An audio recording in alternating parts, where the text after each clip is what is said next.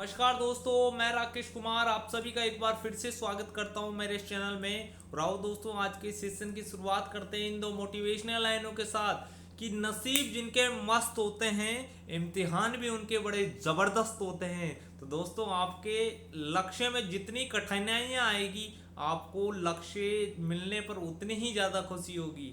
दोस्तों, अपने लक्ष्य की ओर बढ़ते रहो, लगातार मेहनत करते रहो। दोस्तों, आज हम जो पटवारी का पेपर हुआ था 2025 वाला जो पेपर है, और जो सेकंड शिफ्ट का जो पेपर हुआ है, उसके सभी प्रश्नों को आज दोस्तों सभी प्रश्नों के उत्तर देखेंगे हम। और मैथ और रीजनिंग के प्रश्नों के उत्तर देखेंगे दोस्तों हम। उनका हल हम अलग से एक वीडियो बनाएंगे, उसमें आपको मैं उसका हल अच्छे से समझा दूंगा। इस वाले वीडियो में सिर्फ अपन उनके उत्तर देखेंगे। आओ दोस्तों, प्रश्न नंबर 1 क्या कह रहा है मेरा।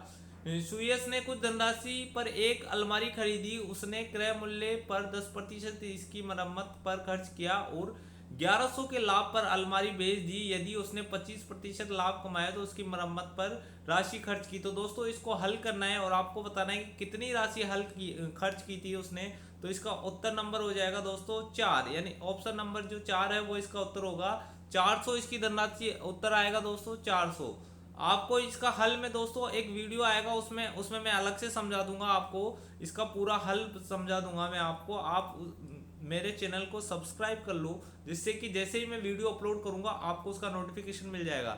दोस्तों, मैं एक चीज और बता दूं आपको कि मैं आपको सभी आज तक के जितने भी पेपर हुए हैं गवर्नमेंट एग्जाम में, जो जिनमें जो राजस्थान जीके के प्रश्न आए हैं, वो सारे प्रश्न मैं आप सभी को करवाने वाला हूं। और वो सभी आप भी समझते हो इस चीज को कि तो अभी जो पटवारी का पेपर हुआ है उसमें 60-70% तो प्रीवियस ईयर के पेपरों में से ही क्वेश्चन आए हैं।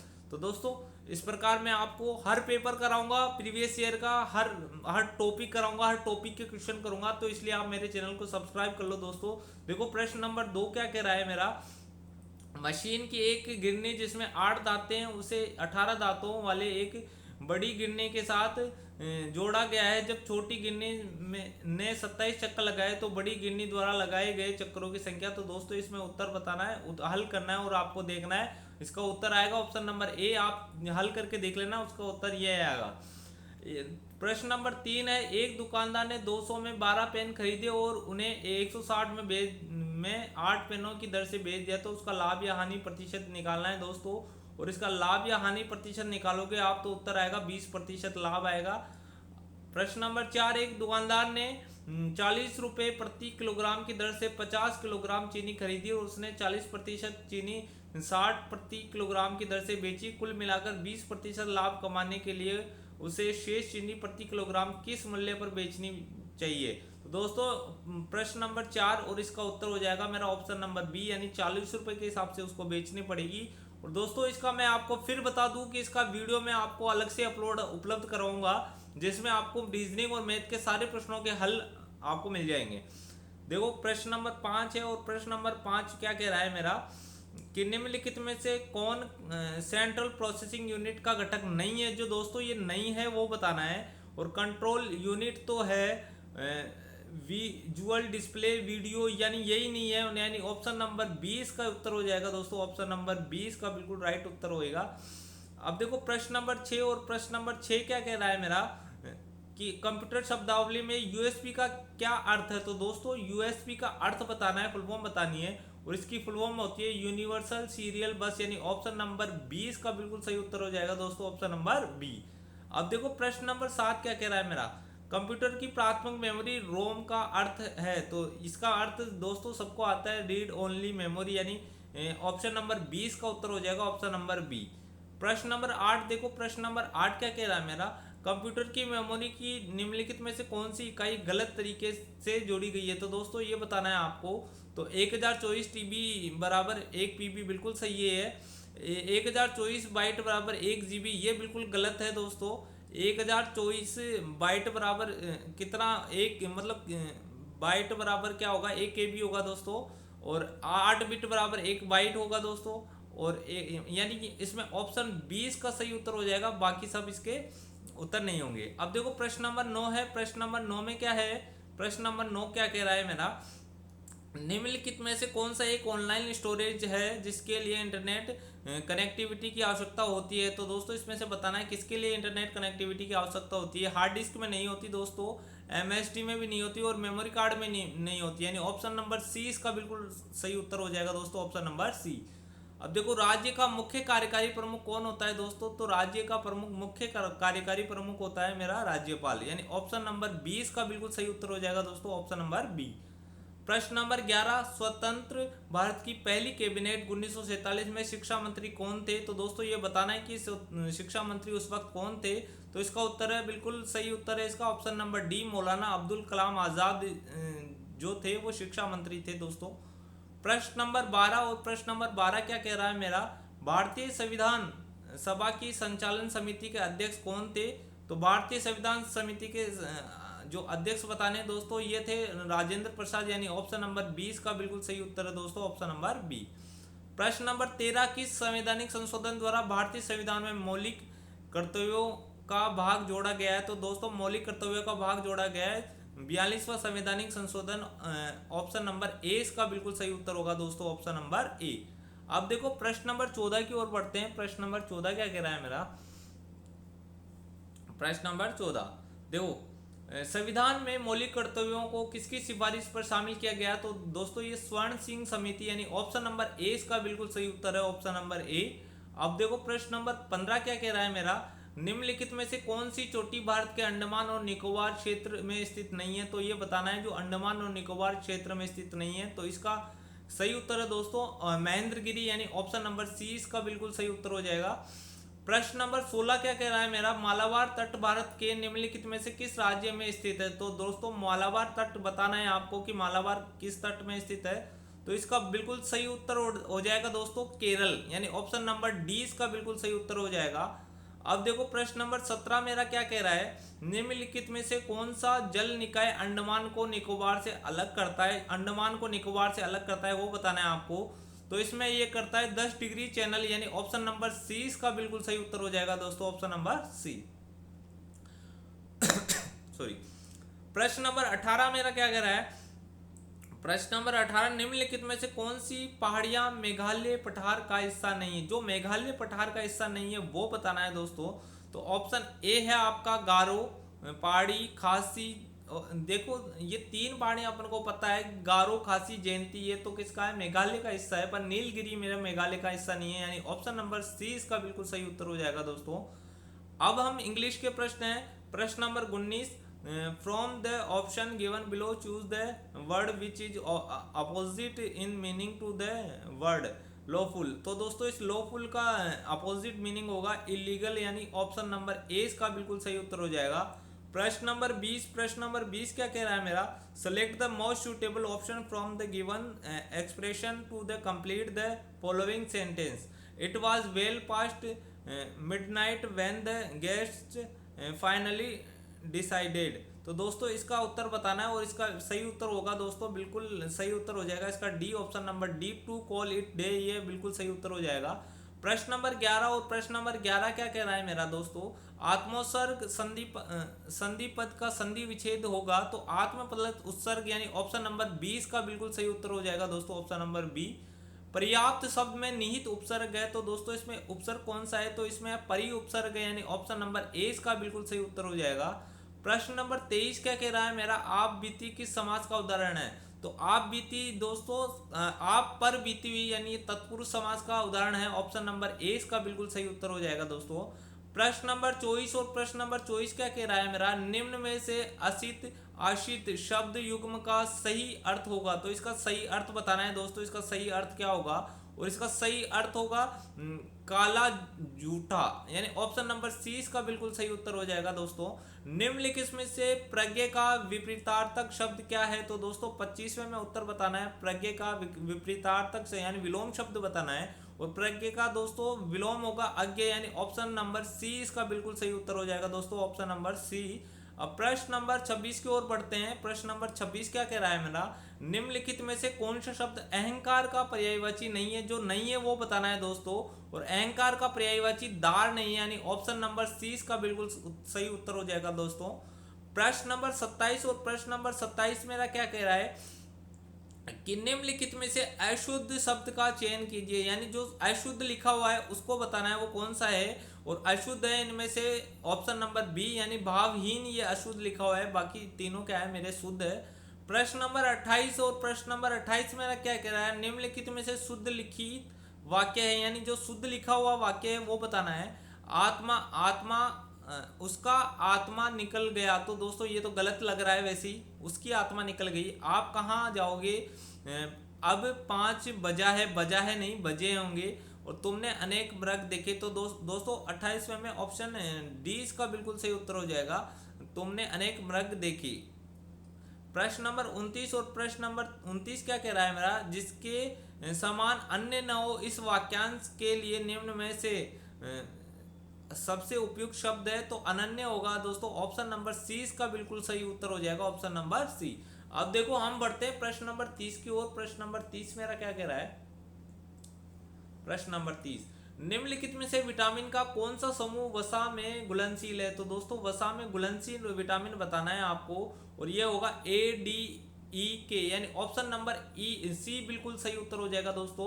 वसा में घुलनशील विटामिन ये होते हैं, या आपको मैंने पहले भी बताया था, आप इनको अच्छे से याद कर लेना दोस्तों। अगर आप ने अभी तक प्रीवियस ईयर के पेपरों का मेरा सॉल्यूशन नहीं देखा है, तो आप प्लेलिस्ट से जाकर जो मैंने जो वीडियो डाल रखे हैं उन सभी को आप देख लीजिए। आने वाले एग्जाम में भी वो आपके लिए बहुत ही उपयोगी साबित होंगे दोस्तों, क्योंकि 60-70% तो वही क्वेश्चन रिपीट होते हैं। तो आपको अगर 60-70% तो कवर करना है, तो आप वहां से जाकर फटाफट कवर कर सकते हो दोस्तों।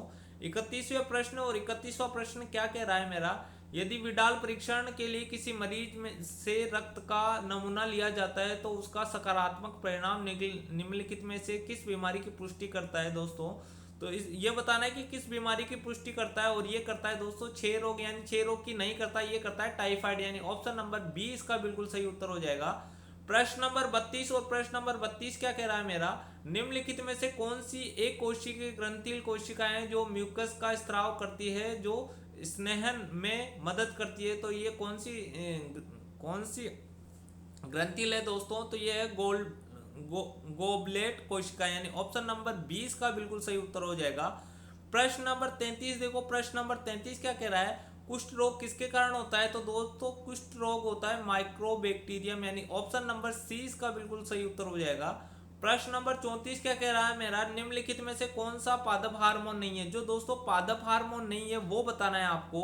और पादप हार्मोन देखो एथिलीन है, एब्सिसिक अम्ल है, और साइटोकाइनिन है, वेसोप्रीन, यानी ऑप्शन नंबर डी इसका बिल्कुल सही उत्तर होगा दोस्तों, ऑप्शन नंबर डी। अब देखो प्रश्न नंबर 35 और प्रश्न नंबर 35 क्या कह रहा है मेरा दोस्तों, इस 300 वाट क्षमता का एक विद्युत उपकरण 6 घंटे प्रतिदिन चलता है, तो 4 मिनट 4 रुपये प्रति किलोवाट हावर की दर से इसे 15 दिनों तक चलाने के लिए ऊर्जा की लागत होगी। तो दोस्तों इसमें बिल्कुल सही जो उत्तर होगा वो ऑप्शन नंबर सी, यानी 108 रुपये आएगा। आप इसको सोल्व कर लेना, ठीक है। प्रश्न नंबर 36, प्रश्न नंबर 36 क्या कह रहा है मेरा, यदि कोई व्यक्ति रिकेटस से पीड़ित है, तो उसके आहार में निम्नलिखित में से किस पोषक तत्व की कमी थी।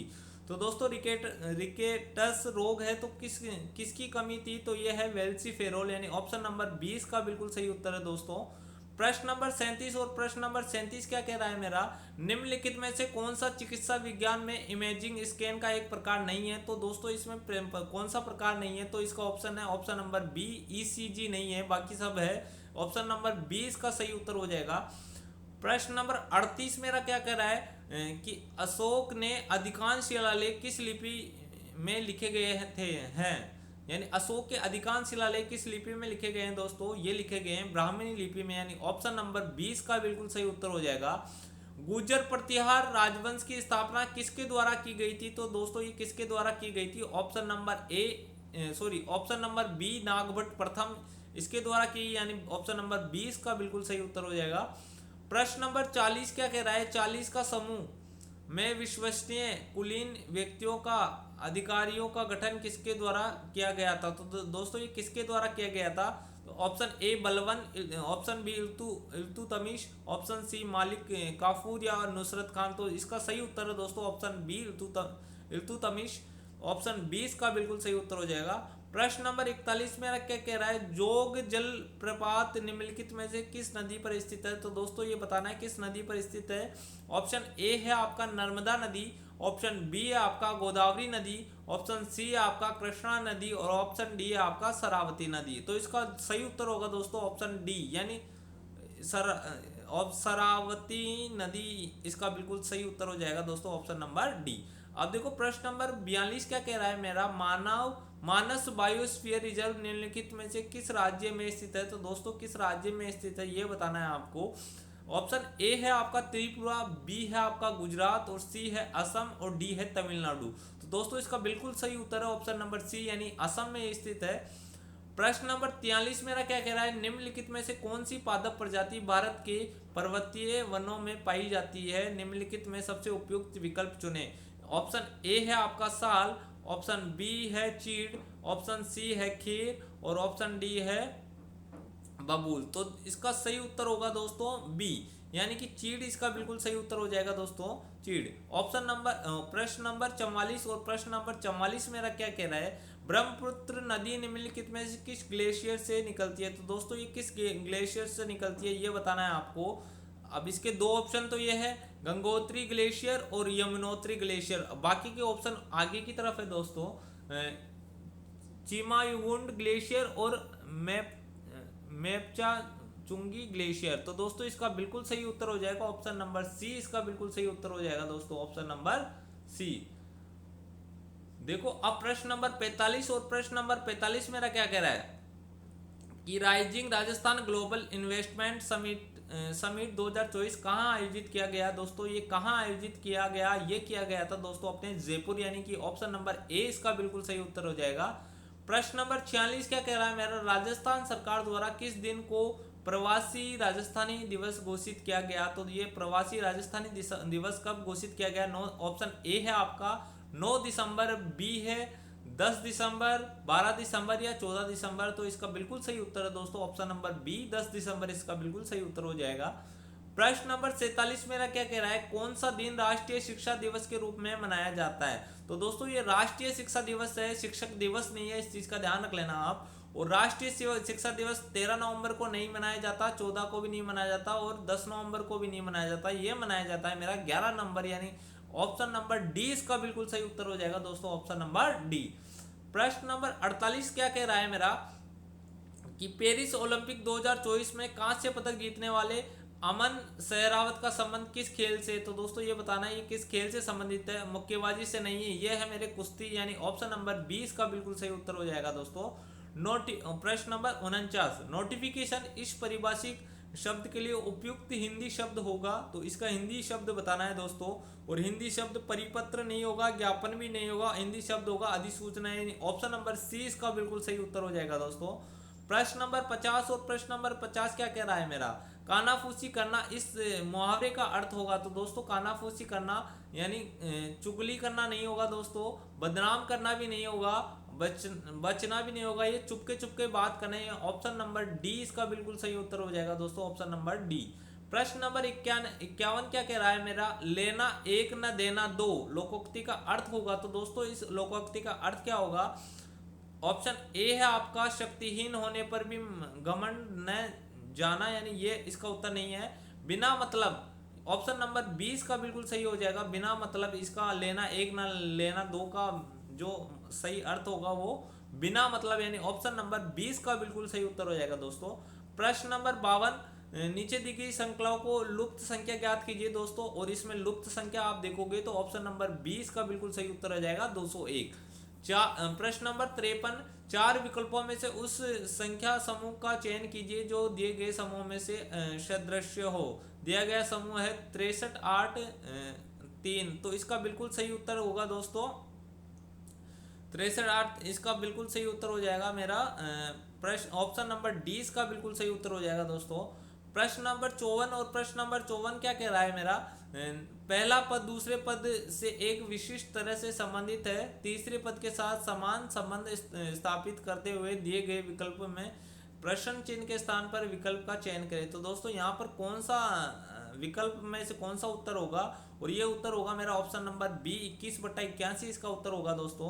और प्रश्न नंबर 55 और प्रश्न नंबर 55 क्या कह रहा है मेरा, नीचे दिए गए विकल्पों में आकृति का चयन करें जो निम्नलिखित आकृति अवयव को पूरा करें। तो इसका बिल्कुल सही उत्तर होगा दोस्तों ऑप्शन नंबर देखो इसमें एक और ऑप्शन है दोस्तों, ऑप्शन नंबर डी इसका बिल्कुल सही उत्तर हो जाएगा दोस्तों, ऑप्शन नंबर डी। दोस्तों मैं आपको सिर्फ आंसर पे टिक लगा रहा हूँ, अभी आपको मैं सॉल्यूशन के लिए अलग से वीडियो उपलब्ध करवा दूंगा, अन्यथा ये वाला वीडियो बहुत ज़्यादा बड़ा हो जाएगा और मैं नहीं चाहता कि वीडियो ये लेंथी बने। आप सभी से अनुरोध करूंगा अगर आप वो फुल वीडियो देखना चाहते हो तो कमेंट बॉक्स में जरूर लिखिएगा। वैसे मैं आपको कमेंट बॉक्स में नहीं लिखोगे तो भी आपको मैं अपलोड कर ही दूंगा, और आप अगर सब्सक्राइब कर लोगे तो आपको नोटिफिकेशन मिल ही जाएगा। प्रश्न नंबर 56 और प्रश्न नंबर 56 क्या कह रहा है मेरा, निम्न दिए गए विकल्पों में उपयुक्त आकृति का चयन करें जो निम्नलिखित आकृति अवयव को पूरा करे। तो दोस्तों इसमें जो प्रश्न चिन्ह है उसके स्थान पर क्या कौन सी आकृति आएगी ये बताना है, और ये हो जाएगा ऑप्शन नंबर बी इसका बिल्कुल सही उत्तर हो जाएगा, यानी ये वाली आकृति आएगी दोस्तों यहाँ पर। प्रश्न नंबर 57, यदि अंग्रेजी वर्णमाला के दूसरे आधे भाग को उल्टे क्रम में लिखा जाए तो दाएं छोर से 5वें अक्षर के बाईं ओर 7वां अक्षर कौन सा होगा। तो दोस्तों इसका सही उत्तर होगा ऑप्शन नंबर बी, यानी वाई होगा ये सही उत्तर। प्रश्न नंबर 18 और प्रश्न नंबर 18 क्या कह रहा है मेरा, उपयुक्त संख्या का श्रृंखला का चयन कीजिए जो एक अर्थपूर्ण शब्द बनाती है। तो इसका बिल्कुल सही उत्तर हो जाएगा दोस्तों ऑप्शन नंबर डी इसका बिल्कुल सही उत्तर हो जाएगा। प्रश्न नंबर 59, मार्च 1930 को भारत के स्वतंत्रता आंदोलन में प्रसिद्ध है जिस किससे संबंधित है। तो दोस्तों ये किससे संबंधित है, तो ये है भारत छोड़ो आंदोलन से संबंधित नहीं है, बंगाल विभाजन से संबंधित भी नहीं है, ये ऑप्शन नंबर सी इसका दांडी मार्च से ये संबंधित है, ऑप्शन नंबर सी इसका बिल्कुल सही उत्तर हो जाएगा। प्रश्न नंबर 60 क्या कह रहा है मेरा, बिजोलिया किसान आंदोलन राजस्थान में कब प्रारंभ हुआ। तो दोस्तों ये 1897 यानी ऑप्शन नंबर सी इसका बिल्कुल सही उत्तर हो जाएगा दोस्तों ऑप्शन नंबर सी। अब देखो प्रश्न नंबर 61 क्या कह रहा है मेरा, राजस्थान प्रमुख राजस्थानी पत्रिका मरुवाणी के संस्थापक का नाम बताइए। तो दोस्तों मरुवाणी के संस्थापक का नाम बताना है, और ये कौन है, कवि चंद्र सिंह, यानी ऑप्शन नंबर ए इसका बिल्कुल सही उत्तर हो जाएगा दोस्तों ऑप्शन नंबर ए। प्रश्न नंबर 62, ब्लू पोट्री राजस्थान के निम्नलिखित में से किस राजस्थान का पारंपरिक शिल्प है। तो ब्लू पोट्री है दोस्तों, ये किससे संबंधित है, ऑप्शन नंबर सी इसका बिल्कुल सही उत्तर हो जाएगा, जयपुर से संबंधित है दोस्तों, जयपुर से। प्रश्न नंबर 63 क्या कह रहा है मेरा, निम्नलिखित में से कौन सा राजस्थान की ट्राइब्स इंडिया जीआई उत्पाद सूची में शामिल नहीं है। जो सूची में जो शामिल नहीं है वो बताना है, और सजावटी नीले मिट्टी के बर्तन ये नहीं है दोस्तों, इसका उत्तर है गोविंद भोग चावल, यानी ऑप्शन नंबर 20 का बिल्कुल सही उत्तर हो जाएगा। बाड़मेर प्रिंट अपने बोल्ड ज्यामिति पैटर्न के लिए जाने जाते हैं जिन्हें कहा जाता है। तो जिन्हें क्या कहा जाता है ये बताना है दोस्तों। तो बाड़मेर की हमको पता ही है अजरक प्रिंट, यानी ऑप्शन नंबर डी इसका बिल्कुल सही उत्तर हो जाएगा दोस्तों। बगरू सांगनेर प्रिंट ये नहीं है, और ना डब्बू रेसिक प्रिंट है, अजरक प्रिंट बाड़मेर से संबंधित है, ये हमको सबको पता है ये। प्रश्न नंबर 65 क्या कह रहा है मेरा, राजस्थान में कपिल मुनि मेला कहाँ आयोजित होता है। तो दोस्तों ये कपिल मुनि का मेला तो सबको पता है, ऑप्शन ए इसका उत्तर नहीं है, बी भी नहीं है, जोधपुर भी नहीं है, ये है मेरा बीकानेर में, यानी ऑप्शन नंबर सी इसका बिल्कुल सही उत्तर हो जाएगा दोस्तों ऑप्शन नंबर सी। दोस्तों इसमें आप देख पा रहे हो कि कितने क्वेश्चन हैं जो प्रीवियस ईयर के पेपरों में से आए हैं, ये सारे प्रश्न प्रीवियस ईयर के पेपरों में से आए हैं। 13 ताली नृत्य में जुड़ा एक प्रसिद्ध लोक नृत्य है। तो दोस्तों किससे प्रसिद्ध है ये है दोस्तों कामड़ जाति, यानी ऑप्शन नंबर डी इसका बिल्कुल सही उत्तर हो जाएगा। भील जाति नहीं है, गरासिया नहीं है, गुर्जर नहीं है, और ये सब पता है। 13 ताली नृत्य रामदेव जी के मेले में कामड़ जाति की महिलाएं करती है, और इसके लिए प्रसिद्ध नृत्यांगना है वो मांगी बाई है। प्रश्न नंबर 67 क्या है दोस्तों, निम्नलिखित में से किस राजस्थानी साहित्य का प्रथम गद्य लेखक कहा जा सकता है। किसे राजस्थानी साहित्य का प्रथम गद्य लेखक कहा जाता है। तो दोस्तों इसे किसे कहा गया है, ये कहा गया है लक्ष्मी कुमारी चुंडावत, यानी ऑप्शन नंबर ए इसका बिल्कुल सही उत्तर हो जाएगा। प्रश्न नंबर 68 क्या कह रहा है मेरा, राजस्थान के मुख्य सचिव कौन थे, ये बताना है दोस्तों। 2 जून 2025 में कौन है ये बताना है दोस्तों आपको, और ये थे मेरे श्री राधाकृष्ण नहीं थे, जी राव भी नहीं थे, ये तो दोस्तों सुधांश पंत, यानी ऑप्शन नंबर सी इसका बिल्कुल सही उत्तर हो जाएगा दोस्तों। अब प्रश्न नंबर 69 क्या कह रहा है मेरा, जोधपुर में राजस्थान उच्च न्यायालय का उद्घाटन 29/8/49 को राजस्थान के किस राज प्रमुख द्वारा किया गया? तो दोस्तों इसका सही उत्तर है ऑप्शन नंबर बी, यानी महाराजा सवाई मान सिंह इसका बिल्कुल सही उत्तर है दोस्तों। प्रश्न नंबर 70, राजस्थान लोक सेवा आयोग के अध्यक्ष की नियुक्ति किसके द्वारा की जाती है? तो दोस्तों ये की जाती है मुख्यमंत्री नहीं करता, राष्ट्रपति भी नहीं करता और ना संसद करती है, ये की जाती है राज्यपाल द्वारा, यानी ऑप्शन नंबर डी इसका बिल्कुल सही उत्तर हो जाएगा। प्रश्न नंबर 71 और प्रश्न नंबर 71 क्या कह रहा है मेरा? सर्वोच्च न्यायालय द्वारा सिद्ध कदाचार व अक्षमता के आधार पर राज्य मुख्य सूचना आयुक्त को कौन हटा सकता है दोस्तों? तो ये हटा सकता है मेरा राज्यपाल, यानी ऑप्शन नंबर 20 का बिल्कुल सही उत्तर हो जाएगा दोस्तों, ऑप्शन नंबर बी। राजस्थान राज्य मानवाधिकार आयोग में होते हैं, कौन होता है दोस्तों? ये इसकी संख्या चेंज कर दी, पहले 1+4 थे, अब 1+2 है, यानी ऑप्शन नंबर ए इसका बिल्कुल सही उत्तर हो जाएगा दोस्तों, ऑप्शन नंबर ए। प्रश्न नंबर 73 क्या कह रहा है मेरा? उच्च न्यायालय के न्यायाधीश की नियुक्ति किसके द्वारा की जाती है दोस्तों? उच्च न्यायालय के न्यायाधीश की नियुक्ति राष्ट्रपति द्वारा की जाती है, यानी ऑप्शन नंबर ए इसका बिल्कुल सही उत्तर हो जाएगा। राजस्थान में लांगुरिया गीत किस देवी देवता से संबंधित है? तो दोस्तों इसका बिल्कुल जीर्ण माता नहीं है, खाटू श्याम जी नहीं है, केला देवी, यानी ऑप्शन नंबर सी इसका बिल्कुल सही उत्तर हो जाएगा।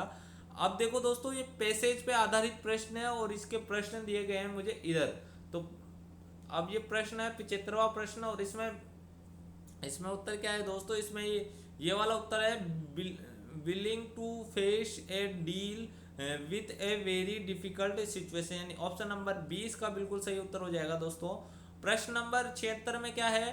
Choose the most appropriate option to complete the given sentence, bumps become stepping stones when, तो इसका बिल्कुल सही उत्तर हो जाएगा दोस्तों, ऑप्शन नंबर ए इसका बिल्कुल सही उत्तर हो जाएगा। प्रश्न नंबर 77 में दोस्तों इसमें आपको मैं सीधा उत्तर पे टिक कर देता हूँ। प्रश्न नंबर 77 में उत्तर हो जाएगा डी और प्रश्न नंबर 78 में उत्तर हो जाएगा मेरा सी। प्रश्न नंबर 79 में मेरा उत्तर हो जाएगा मेरा डी और प्रश्न नंबर 80 में उत्तर हो जाएगा ऑप्शन नंबर सी। ये बिल्कुल सही उत्तर हो जाएंगे दोस्तों। अब हम बढ़ते हैं प्रश्न नंबर 81 की ओर। प्रश्न नंबर 81 क्या है मेरा? प्रश्न नंबर 81 और प्रश्न नंबर 81 में बिल्कुल सही उत्तर क्या होगा दोस्तों? इसमें fill in the blank with the most appropriate word, we will not blank gifts of any kind as a part of our organisational ethics. तो दोस्तों इसका बिल्कुल सही उत्तर होगा ऑप्शन नंबर 20 का बिल्कुल सही उत्तर हो जाएगा, एक्सेप्ट इसका बिल्कुल सही उत्तर होगा। प्रश्न नंबर 82 क्या है? From the option given below choose the word which is most similar in meaning to the word careless. तो दोस्तों इसका सिमिलर मतलब इसका वो बताना है, इसका पर्यायवाची बताना है दोस्तों। ऑप्शन नंबर प्रश्न नंबर 82 में बिल्कुल इसका सही उत्तर हो जाएगा नेग्लिजेंट, यानी ऑप्शन नंबर सी इसका बिल्कुल सही उत्तर हो जाएगा। प्रश्न नंबर 83 क्या कह रहा है? यदि 8 फरवरी 2005 को मंगलवार था तो 8 फरवरी 2003 को कौन सा दिन था? तो दोस्तों इसका बिल्कुल सही उत्तर होगा शनिवार इसका, यानी ऑप्शन नंबर सी इसका बिल्कुल सही उत्तर हो जाएगा। प्रश्न नंबर 84 और प्रश्न नंबर 84 में क्या कह रहा है मेरा? नीचे दिए गए प्रश्न में 3 कथन और उसके बाद 2 निष्कर्ष 1 और 2 दिए गए हैं। आपको दिए गए तीनों कथनों को सत्य मानना है, भले ही सामने ज्ञात तथ्यों से भिन्न प्रतीत होते हो। सामान्यतः ज्ञात तथ्यों को नजरअंदाज करते हुए निर्णय ले कि दिए गए निष्कर्षों में से कौन सा निष्कर्ष दिए गए 3 कथनों का तार्किकता रूप से अनुसरण करता है। तो दोस्तों ये 3 निष्कर्ष दिए गए हैं, कथन दिए गए हैं और इनके निष्कर्ष बताने हैं दोस्तों, उत्तर बताना है इसमें क्या होगा। तो इसका बिल्कुल सही उत्तर हो जाएगा ऑप्शन डी, यानी न तो 1 और ना ही 2 अनुसरण करते हैं।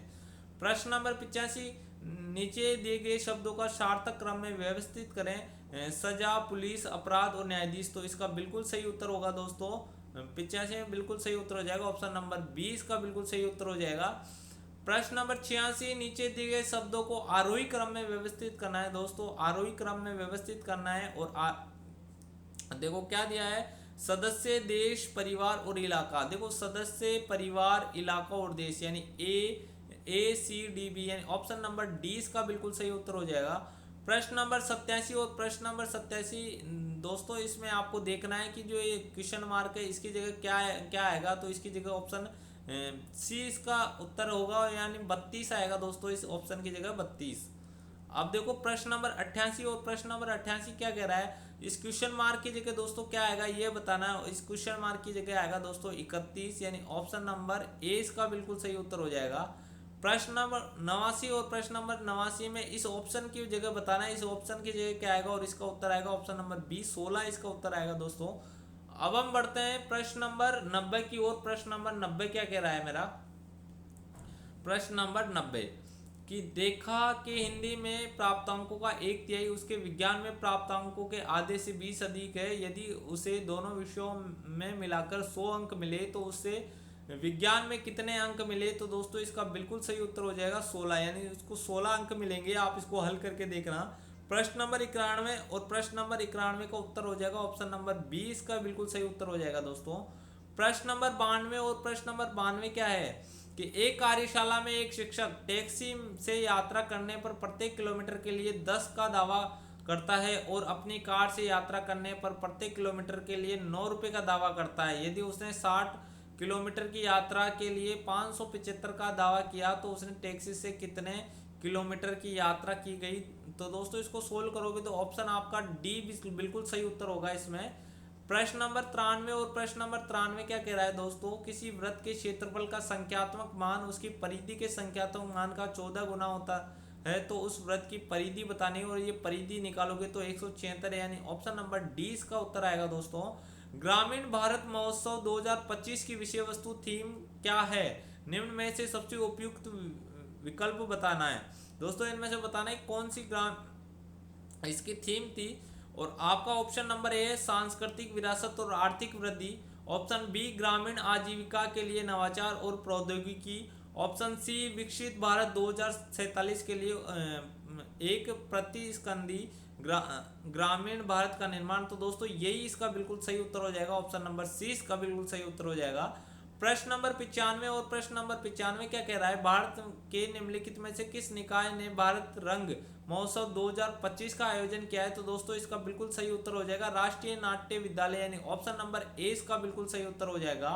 प्रश्न नंबर 46 और प्रश्न नंबर 46 क्या कह रहा है मेरा, अजमेरू शहर की स्थापना करने वाला चौहान शासक कौन था। तो दोस्तों ये चौहान शासक अर्णोराज नहीं था, विग्रहराज भी नहीं था, ये था राजा अजयपाल, यानी ऑप्शन नंबर सी इसका बिल्कुल सही उत्तर हो जाएगा दोस्तों, ऑप्शन नंबर सी। प्रश्न नंबर 97 और प्रश्न नंबर 97 क्या कह रहा है मेरा, निम्नलिखित में से कौन सा नागर ब्राह्मणों से राजपूतों की उत्पत्ति के सिद्धांत का प्रतिपादन करने वाला पहला व्यक्ति था। तो दोस्तों पहला व्यक्ति कौन था, तो पहला व्यक्ति था दोस्तों डॉक्टर D.R. भंडारकर, यानी ऑप्शन नंबर ए इसका बिल्कुल सही उत्तर हो जाएगा। प्रश्न नंबर 98 क्या कह रहा है मेरा, मेवाड़ पंजामंडल की स्थापना किसके द्वारा की गई थी। तो दोस्तों मेवाड़ पंजामंडल की जो स्थापना की गई थी वो जमनालाल बजाज ने नहीं की दोस्तों, ना हरि मोहन माथुर ने भी नहीं की, ना ब्रज सुंदर शर्मा ने भी नहीं की, ये की थी श्री माणिक्यलाल वर्मा, यानी ऑप्शन नंबर डी इसका बिल्कुल सही उत्तर होगा दोस्तों। प्रश्न नंबर 99 और प्रश्न नंबर 99 मेरा क्या कह रहा है, एक व्यक्ति जो राज्य विधानमंडल का सदस्य है उसे अधिकतम कितने समय की अवधि तक मुख्यमंत्री नियुक्त किया जा सकता है। तो दोस्तों 2 महीने नहीं है, 1 महीना भी नहीं है, ऑप्शन नंबर सी इसका बिल्कुल सही उत्तर है। 6 महीने तक आप उसको मुख्यमंत्री नियुक्त कर सकते हो अगर वो किसी विधानमंडल का सदस्य नहीं है, यानी ना तो विधानसभा ना विधान परिषद का सदस्य नहीं है, तो उसको 6 महीने तक आप मुख्यमंत्री बना सकते हो। उसके बाद उसको विधानमंडल की वो लेनी पड़ेगी सदस्यता। प्रश्न नंबर 100 और प्रश्न नंबर 100 क्या कह रहा है मेरा, निम्नलिखित में से कौन राज्य विश्वविद्यालयों का पदेन कुलाधिपति होता है। तो पदेन कुलाधिपति होता है दोस्तों मेरा राज्यपाल, यानी ऑप्शन नंबर सी इसका बिल्कुल सही उत्तर होगा दोस्तों, ऑप्शन नंबर सी। अब देखो प्रश्न नंबर 101 और प्रश्न नंबर 101 क्या कह रहा है मेरा, वंडरफुल शब्द के पहले दूसरे और तीसरे वर्ण को केवल एक बार प्रयोग करके कितने अर्थपूर्ण शब्द बनाए जा सकते हैं। तो दोस्तों इसका बिल्कुल सही उत्तर होगा ऑप्शन नंबर सी, यानी 3 शब्द बनाए जा सकते हैं। अब देखो हम बढ़ते हैं प्रश्न नंबर 102 की ओर। प्रश्न नंबर 102 क्या कह रहा है मेरा, पवन के दोहन से प्राप्त ऊर्जा तुलनात्मक रूप से एक नया और उभरता हुआ क्षेत्र, निम्नलिखित में सबसे उपयुक्त विकल्प चुने। तो दोस्तों ये आपको ये पैराग्राफ पढ़ना है और इसके बाद इसका उत्तर देना है कि इसका उत्तर क्या होगा। देखो तो इसका उत्तर होगा दोस्तों प्रश्न नंबर 102 में बिल्कुल सही उत्तर हो जाएगा, निश्चित रूप से सही है। यानी ऑप्शन नंबर सी इसका बिल्कुल सही उत्तर होगा दोस्तों, ऑप्शन नंबर सी। प्रश्न नंबर 183, पवन ऊर्जा का ऐसा स्रोत जो ऊर्जा के समाप्त हो रहे स्रोतों का स्थान ले सकता है, तो इसका बिल्कुल सही उत्तर हो जाएगा ऑप्शन नंबर सी इसका बिल्कुल सही होगा, संभवतः सत्य, यानी ये ऑप्शन नंबर सी इसका उत्तर हो जाएगा। प्रश्न नंबर 104 क्या कह रहा है मेरा, यदि यदि यह सर्वे उत्तर प्रदेश सरकार द्वारा किया गया था तो निम्न में से सबसे उपयुक्त विकल्प चुने। तो दोस्तों इसका ऑप्शन नंबर ए इसका बिल्कुल सही उत्तर होगा।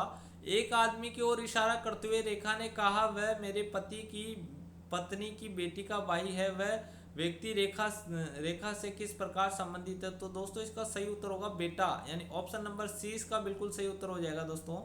प्रश्न नंबर 106 और प्रश्न नंबर 106 क्या कह रहा है मेरा, निम्नलिखित जानकारी का ध्यानपूर्वक अध्ययन करें।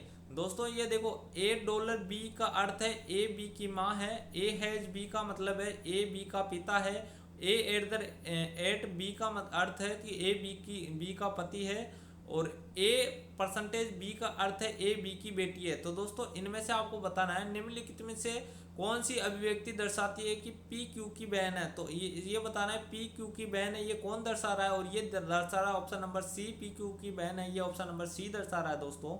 प्रश्न नंबर 107 क्या कह रहा है मेरा, यदि किसी कूट भाषा में दिल्ली को FIRPS के रूप में कूटबद्ध किया गया है, तो आप उसी कूट भाषा में जयपुर को कैसे कूटबद्ध करोगे। तो दोस्तों इसका बिल्कुल सही उत्तर हो जाएगा ऑप्शन नंबर ए इसका बिल्कुल सही उत्तर हो जाएगा। प्रश्न नंबर 108 क्या कह रहा है मेरा, यदि किसी कूट भाषा में लाइफ इज ब्यूटीफुल का कूट सा गा पा है, ब्यूटीफुल फ्लावर का कूट सा टा है, तो फ्लावर इज रेड का कूट गा टा ना है, तो लाइफ का कूट इनमें से बताना है दोस्तों कि लाइफ का कूट क्या होगा। लाइफ का कूट होगा ऑप्शन बी, यानी पा होगा, PA होगा। ऑप्शन नंबर प्रश्न नंबर 109 क्या कह रहा है मेरा, राजेश एक बैंक में गया जो उसके घर से 4 किलोमीटर पश्चिम की ओर स्थित है। उसकी पत्नी बाजार गई तो 4 किलोमीटर दक्षिण की ओर है। यदि राजेश अपनी पत्नी को मिलने बाजार और बैंक के बीच सबसे छोटी रास्ते से गया हो, तो राजेश अपनी पत्नी को मिलने के लिए कितनी दूरी तय करेगा और किस दिशा में जाएगा। तो ये दोस्तों सोल्व करना है, तो इसका उत्तर आएगा ऑप्शन नंबर डी इसका उत्तर आ जाएगा दोस्तों, 4 रूट 2 किलोमीटर दक्षिण पूर्व की ओर। प्रश्न नंबर 110 क्या कह रहा है मेरा, कि निम्नलिखित में से कौन सा कंप्यूटर के इनपुट डिवाइस का उदाहरण है। जो इनपुट डिवाइस का उदाहरण है वो बताना है दोस्तों, और इनपुट का प्रिंटर नहीं है, स्पीकर भी नहीं है, और ना मॉनिटर है। ऑप्शन नंबर डी इसका बिल्कुल सही उत्तर आ जाएगा दोस्तों, माउस इसका इनपुट डिवाइस हो जाएगा। प्रश्न नंबर 111 और प्रश्न नंबर 111 क्या कह रहा है मेरा, निम्नलिखित में से कौन सा क्लाउड स्टोरेज का उदाहरण नहीं है। जो नहीं है वो बताना है दोस्तों, और option drop box option A है मेरा, ड्रॉप बॉक्स ये उत्तर नहीं है, वन ड्राइव ये भी उत्तर नहीं है दोस्तों, गूगल ड्राइव भी नहीं है। ऑप्शन नंबर डी इसका बिल्कुल सही उत्तर हो जाएगा, LX drive, option number D बिल्कुल सही उत्तर होगा। अब आओ दोस्तों प्रश्न नंबर 112 की ओर बढ़ते हैं। प्रश्न नंबर 112 मेरा क्या कह रहा है, प्रश्न नंबर 112 देखो, प्रश्न नंबर 112 में क्या है, निम्नलिखित में से कौन सी प्रमुख रिलेशन डेटाबेस प्रबंध प्रणालियों का उपयोग की जाने वाली सबसे लोकप्रिय कचेरी भाषा है। तो दोस्तों लोकप्रिय क्वेरी भाषा है, ये बताना है आपको। ऑप्शन ए है आपका database moderate language, DML। Option B है आपका क्वेरी लैंग्वेज, QL।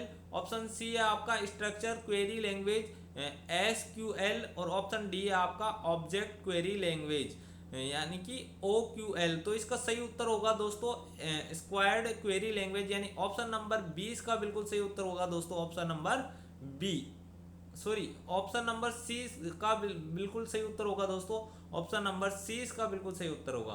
प्रश्न नंबर 113, इथरनेट कार्ड को इस नाम से भी जाना जाता है। तो दोस्तों किस नाम से जाना जाता है, ऑप्शन ए है आपका न्यू इंटरफेस कार्ड, नहीं जाना जाता, ये जाना जाता है दोस्तों option number B, network interface card के नाम से जाना जाता है। प्रश्न नंबर 114 और प्रश्न नंबर 114 क्या कह रहा है मेरा, डेटा ट्रांसफर दर क्या है, निम्न में से सबसे उपयुक्त विकल्प चुने। तो दोस्तों सबसे सही विकल्प है उस पर आपको उत्तर टिक करना है। ऑप्शन ए है आपका 5 मिनट में रजिस्टर और स्रोत के बीच प्रसारित बिट्स की संख्या। ऑप्शन बी है आपका उपलब्ध चैनलों की संख्या, the number of channel available. Option C है आपका रजिस्टर यात्रा की संख्या, the number of register travel. Option D है आपका एक सेकंड में स्रोत सोर्स और गंतव्य के बीच प्रसारित बिट्स की संख्या, यानी ऑप्शन नंबर डी इसका बिल्कुल सही उत्तर हो जाएगा दोस्तों, ऑप्शन नंबर डी। प्रश्न नंबर 115, कंप्यूटर शब्दावली में GUI का पूर्ण रूप क्या है? तो दोस्तों GUI का पूर्ण रूप ग्राफिकल यूजर इंटरफेस नहीं है मेरा, ग्राफिकल यूजर इंटर कनेक्शन भी नहीं है मेरा, ग्राफिकल यूजर इंटरफेस है। ऑप्शन नंबर सी इसका बिल्कुल सही उत्तर होगा दोस्तों, ग्राफिकल यूजर इंटरमीडिएट है। ये इंटरमीडिएट है, इंटरफेस है, जबकि इसका उत्तर इंटरफेस यानी ऑप्शन नंबर सी इसका उत्तर होगा दोस्तों। प्रश्न नंबर 116 क्या कह रहा है मेरा, निम्न में से कौन सा एक ऑपरेटिंग सिस्टम नहीं है? जो नहीं है वो बताना है दोस्तों। और मैक ओएस है, लिनक्स भी है, और ऑप्शन सी है माइक्रोसॉफ्ट विंडोज ये भी है। MS वर्ड दोस्तों ऑपरेटिंग सिस्टम नहीं है, यानी ऑप्शन नंबर डी इसका बिल्कुल सही उत्तर हो जाएगा। प्रश्न नंबर 117 क्या कह रहा है मेरा, निम्नलिखित में से कौन सी शॉर्टकट कुंजी MS ऑफिस में हाइपरलिंक सम्मिलित करती है? तो दोस्तों ऑप्शन नंबर ए इसका बिल्कुल सही उत्तर हो जाएगा। आप इसको एलिमिनेशन मेथड से भी सही कर सकते हो, डी नहीं हो सकता, ये बी सी भी नहीं होगा और बी भी नहीं होगा, तो इस प्रकार आप एक ही और उत्तर सही लगा सकते हो दोस्तों। प्रश्न नंबर 118 और प्रश्न नंबर 118 क्या कह रहा है मेरा, निम्न में से कौन सा स्प्रेडशीट या MS एक्सेल का गणितीय फंक्शन नहीं है? जो फंक्शन नहीं है वो बताना है दोस्तों। समीप और ये ब्रैकेट, टुडे, राउंड और काउंट। तो दोस्तों ये समीप, राउंड और काउंट है, टुडे ये डेट के लिए आता है, ऑप्शन नंबर डी बी इसका बिल्कुल सही उत्तर हो गया दोस्तों, ऑप्शन नंबर बी। अब देखो प्रश्न नंबर 119 क्या कह रहा है मेरा, MS वर्ड में व्याकरण और वर्तनी की जांच के लिए निम्नलिखित में किस कुंजी का उपयोग कर सकते हैं? तो दोस्तों F1 नहीं है, F2 भी नहीं है, F7 भी नहीं है, सॉरी F9 भी नहीं है, F7 इसका बिल्कुल सही उत्तर होगा, ऑप्शन नंबर डी इसका बिल्कुल सही उत्तर हो जाएगा दोस्तों। प्रश्न नंबर 120 क्या कह रहा है मेरा, एक आयताकार मैदान को उसके 3 भुजाओं पर पेंट लगाकर चिन्हित किया गया। यदि पेंट के बिना वाली भुजा की लंबाई 13 मीटर और पेंट पर लगी भुजाओं की लंबाई का योग 57 मीटर है, तो मैदान का क्षेत्रफल ज्ञात करना है दोस्तों, और इसका क्षेत्रफल ज्ञात करोगे तो 286 आएगा, यानी ऑप्शन नंबर 20 का बिल्कुल सही उत्तर होगा। प्रश्न नंबर 121 और प्रश्न नंबर 121 क्या कह रहा है मेरा, 40 मीटर गुणा 30 मीटर आधार वाले एक आयताकार टैंक में 6.5 मीटर ऊंचाई तक पानी है। यदि पानी 5 किलोमीटर प्रति घंटे की दर से पाइप से बाहर गया तो 20 सेंटीमीटर भुजा वाली वर्गाकार अनुप्रस्थ काट वाले पाइप द्वारा टैंक कितने समय में खाली किया जाएगा? और दोस्तों इसको सोल्व करोगे तो इसका उत्तर आएगा ऑप्शन नंबर डी, यानी 39 घंटे इसका उत्तर आएगा।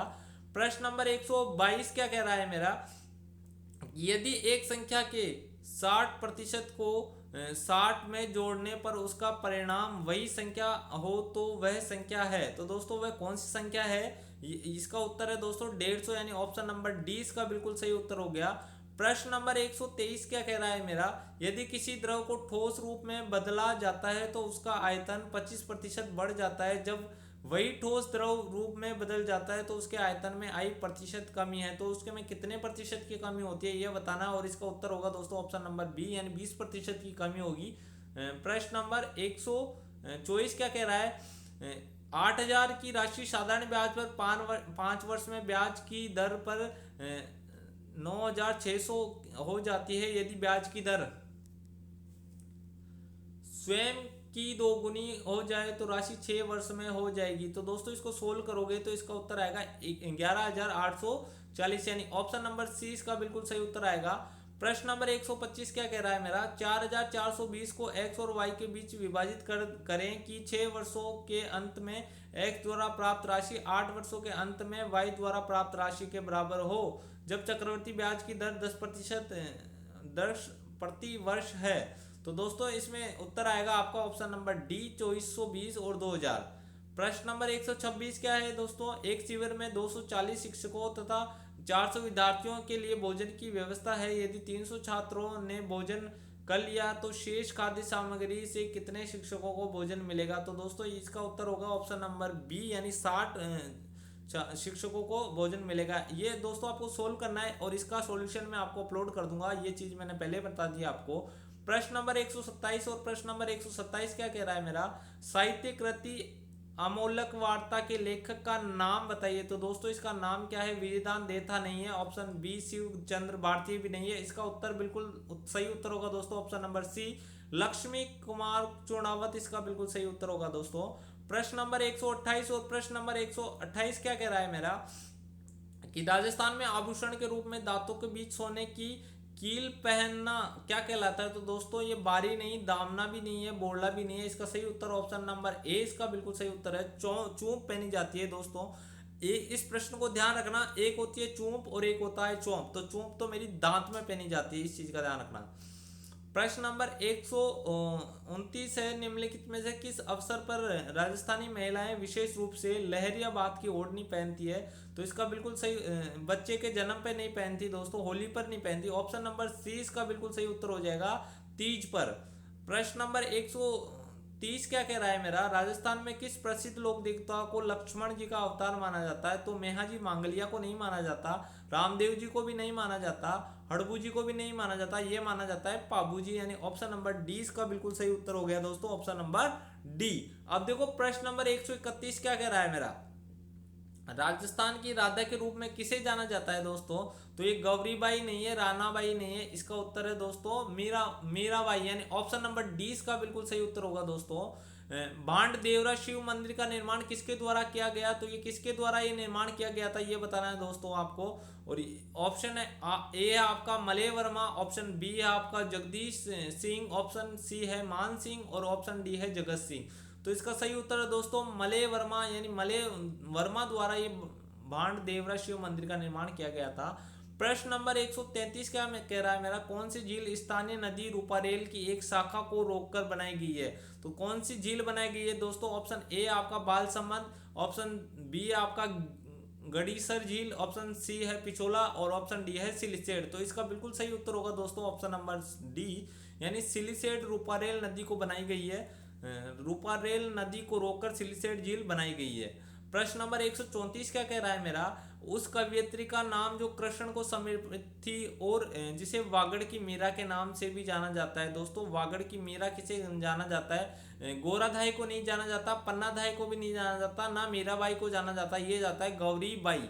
गौरीबाई को वागड़ की मीरा भी कहते हैं, ऑप्शन नंबर डी इसका बिल्कुल सही उत्तर हो जाएगा।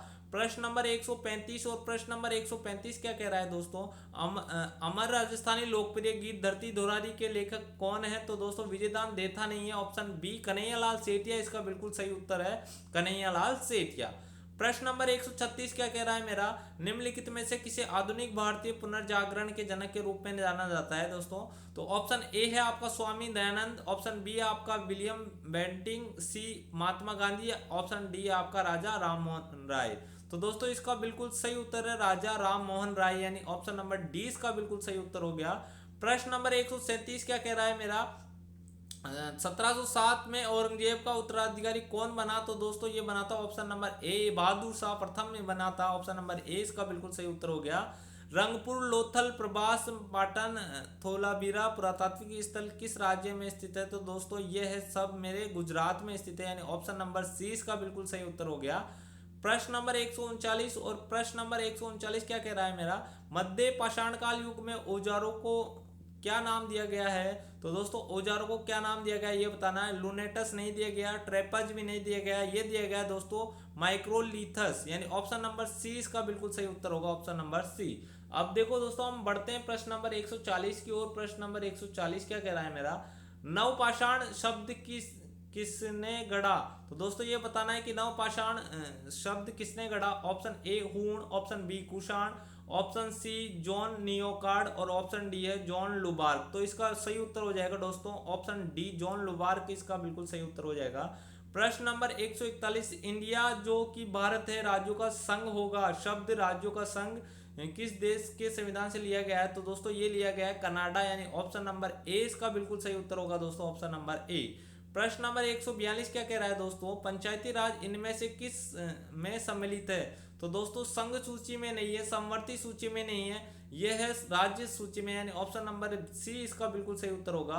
प्रश्न नंबर 143 क्या कह रहा है मेरा, भारतीय संविधान के मूल संस्करण की हिंदी में लिखावट किसके द्वारा की गई है? तो दोस्तों ये ऑप्शन है ए आपका वसंत कृष्ण वेद, ऑप्शन बी है आपका राम मनोहर सिन्हा, ऑप्शन सी है आपका उषा नाथ सेन और ऑप्शन डी है आपका अलादी कृष्णा स्वामी अय्यर। तो इसका बिल्कुल सही उत्तर होगा दोस्तों वसंत कुमार वेद, यानी ऑप्शन नंबर ए इसका बिल्कुल सही उत्तर हो जाएगा। 5 किलोमीटर चलने के बाद मैं दाएं मुड़ा और 2 किलोमीटर की दूरी तय की, फिर बाएं मुड़ा और 6 किलोमीटर की दूरी तय की, अंत में उत्तर की ओर चल रहा था, किस दिशा में मैंने यात्रा शुरू की। तो दोस्तों इसका बिल्कुल सही उत्तर हो जाएगा ऑप्शन नंबर ए, इसका बिल्कुल सही उत्तर हो जाएगा उत्तर। देखो अब आपको क्या ये 145 से निम्नलिखित प्रश्नों जानकारी ध्यानपूर्वक अध्ययन करें और उनके आधार पर दिए गए प्रश्नों के उत्तर दीजिए। शब्दों और संख्याओं के समूह का व्यवस्था मशीन से गुजारना पड़ा जिससे निम्नलिखित पुनर्व्यवस्था प्राप्त करें। दोस्तों इस प्रकार के प्रश्नों की प्रैक्टिस मैंने अपने जो मैंने पटवारी के प्रीवियस ईयर के पेपर कराए थे उनमें मैंने बहुत सारे पेपरों में ये इस प्रकार के प्रश्नों की प्रैक्टिस करवाई थी। अगर आपने वो वीडियो देखे थे तो इन प्रश्नों के उत्तर आप बिल्कुल सही दे पाओगे। इसीलिए मैं आपको बार बार कह रहा हूँ कि प्रीवियस ईयर के पेपर आपको देखना हर एग्जाम में जरूरी है, चाहे कोई सा भी एग्जाम हो। अब जैसे पटवारी वीडियो का पेपर आएगा तो आप उसमें भी प्रीवियस ईयर के पेपरों को जरूर देख लेना दोस्तों, आपके लिए बहुत ही फायदा होगा उनसे। प्रश्न नंबर 145 में दोस्तों 145 में उत्तर होगा मेरा ऑप्शन सी, इसका बिल्कुल सही उत्तर हो जाएगा। और 146 में ए इसका बिल्कुल सही उत्तर हो जाएगा दोस्तों 146 में। और 147 में दोस्तों ये देखो चरण 3 में बाएं छोर से ऑप्शन बी इसका बिल्कुल सही उत्तर होगा। और दोस्तों इन तीनों प्रश्नों के उत्तर आपको ये इनपुट और आउटपुट के जो क्वेश्चन है इनको बनाने का तरीका मैंने बता रखा है आपको। आपने अगर वो वीडियो देखे हैं तो आपको अच्छे से समझ में आ रहा होगा। अगर आपने वो वीडियो नहीं देखे तो आप सभी से अनुरोध करूंगा वो जाकर वो वीडियो देख लो, वो आगे भी आपके काम में आने वाले हैं। प्रश्न नंबर 148 क्या कह रहा है मेरा, A B C D E और जी का एक वृत्त के चारों ओर केंद्र की ओर मुख करके बैठे, बी सी के दाएं और दूसरे स्थान पर बैठा है, सी डी के दाएं और तीसरे स्थान पर बैठा है, एफ जी के दाएं और तीसरे स्थान पर बैठा है, जी बी की बगल का पड़ोसी नहीं है, ए ई के बाईं और तीसरे स्थान पर बैठा है, तो एफ के दाईं और दूसरे स्थान पर कौन बैठा है। तो दोस्तों इसका सही उत्तर होगा ऑप्शन डी, यानी ए बैठा है, डी इसका बिल्कुल सही उत्तर हो जाएगा दोस्तों। प्रश्न नंबर 149, 7 व्यक्ति M N O P Q R और एस उत्तर की ओर मुंह करके एक सीधी रेखा में बैठे हैं। जरूरी नहीं है कि इसी क्रम में हो, कि ये लाइन वाइज जो बता रहा है M N O P Q R S ऐसे कैसे बैठा हुआ, ऐसा जरूरी नहीं है। आर और एस के बीच में केवल 2 व्यक्ति बैठे हैं, एस और एन के बाएं से दूसरे स्थान पर बैठा हुआ है, पी ओ के बाएं से तीसरे स्थान पर आगे की चीज इसने आगे लिखी है बैठा है, एस और एन के बीच केवल क्यू बैठा है, एन पंक्ति के सबसे दाहिने छोर पर बैठा है, तो निम्नलिखित में से कौन पंक्ति के ठीक बीच में बैठा हुआ है। दोस्तों ये बताना है कौन ठीक बीच में बैठा हुआ है, तो इसका बिल्कुल सही उत्तर आएगा ऑप्शन नंबर सी, इसका बिल्कुल सही उत्तर आ जाएगा दोस्तों, ओ बैठा हुआ है बिल्कुल बीच में।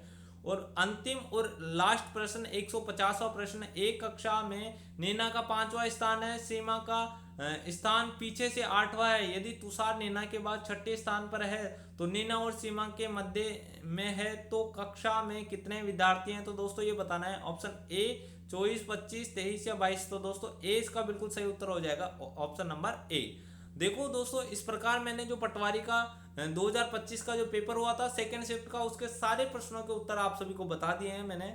अगर आप मैथ और रीजनिंग के प्रश्नों के हल देखना चाहते हो तो उसके लिए आपको डिस्क्रिप्शन में जाकर मतलब प्लेलिस्ट से जाकर वो वीडियो देख लेना, मैं आपको जल्दी वो वीडियो अपलोड कर दूंगा। और दोस्तों मैं आप सभी को फिर बता देता हूं एक बार कि अगर आप प्रीवियस ईयर के पेपरों की प्रैक्टिस करना चाहते हो, प्रीवियस ईयर के जो प्रीवियस ईयर एग्जामों में जो क्वेश्चन आए हुए हैं अगर वो देखना चाहते हो तो आप मेरे इस चैनल को सब्सक्राइब कर लो, जिससे कि मैं जैसे ही वीडियो अपलोड करूंगा आपको नोटिफिकेशन मिल जाएगा और आप वो वीडियो देख सकते हो, जिससे कि आने वाले एग्जाम में आप अपने नंबर बढ़ा सकते हो। दोस्तों आप इस एग्जाम के माध्यम से ये तो पता पड़ ही गया होगा कि जो लगभग 50-60% प्रश्न आएंगे वो प्रीवियस ईयर के पेपरों में से आएंगे और मैं आपको प्रीवियस ईयर के पेपर उपलब्ध करवा दूंगा, आपको कहीं जाने की जरूरत नहीं पड़ेगी। दोस्तों धन्यवाद, मिलते हैं नई क्लास में एक नए वीडियो के साथ। Thank you.